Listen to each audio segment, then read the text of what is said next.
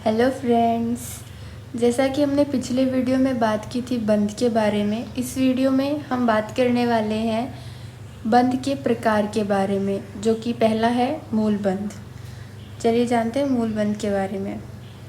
पाषाणना वाम पादस्य योनिमाकुचेततः नाभिग्रंथि मेरुदंडे संपीड्य यत्नतः सुधीय मेद्रम दक्षिणामूल में तु दृढ़बंध समाचरेत जरा विनाशिनी मुद्रा मूल बंधो निगधते, जिसका अर्थ है गुह्य प्रदेश को बाईं एड़ी पर संकुचित करके यत्नपूर्वक नाभि ग्रंथि को मेरुदंड में दृढ़ता से संयुक्त करें।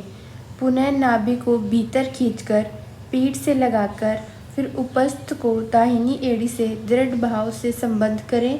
इसे ही मूलबंध कहते हैं। यह मुद्रा बुढ़ापे को नष्ट करती है। घेरन संहिता में मूलबंध का फल इस प्रकार से दिया हुआ है। जो मनुष्य संसार रूपी समुद्र को पार करना चाहते हैं, उन्हें छिपकर इस मुद्रा का अभ्यास करना चाहिए। इसके अभ्यास से निश्चय ही महंत सिद्धि प्राप्त होती है। अतः साधक आलस्य का परित्याग करके मौन होकर यत्न के साथ इसकी साधना करते हैं। अब हम जानेंगे कि मूलबंध करते कैसे हैं। इस बंध का अभ्यास हम सिद्धासन में बैठ के करेंगे। सिद्धासन इसके लिए सबसे उचित रहता है। पहला तरीका है इसे करने का। सर्वप्रथम हम सिद्धासन में बैठ जाएंगे। फिर मल मूल के छिद्र भाग के मध्य के स्थान पर एक एड़ी से हल्का दबाव बनाएंगे।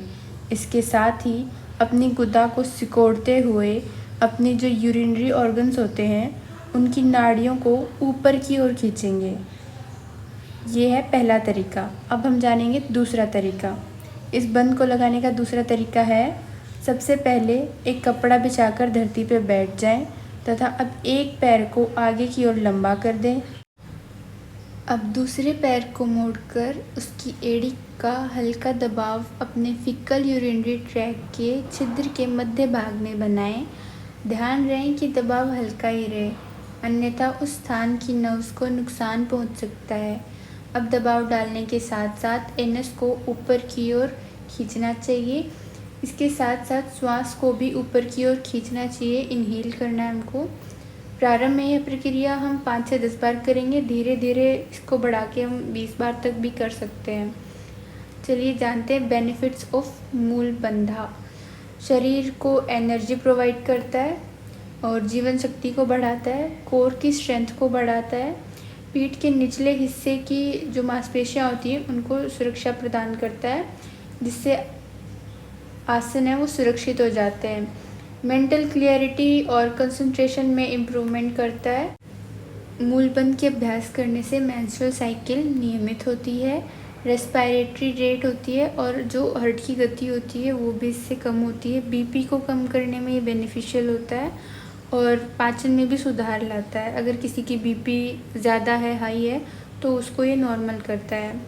रेनल पेल्विक फ्लोर को ये स्ट्रॉन्ग करता है, स्वायत्त नाड़ी तंत्र को शांत करता है और मन को शांत और तनाव रहित बनाता है।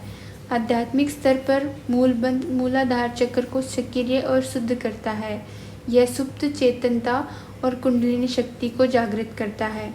इस बंध का नियमित अभ्यास करने से वीर्य संबंधित रोग नहीं होते हैं।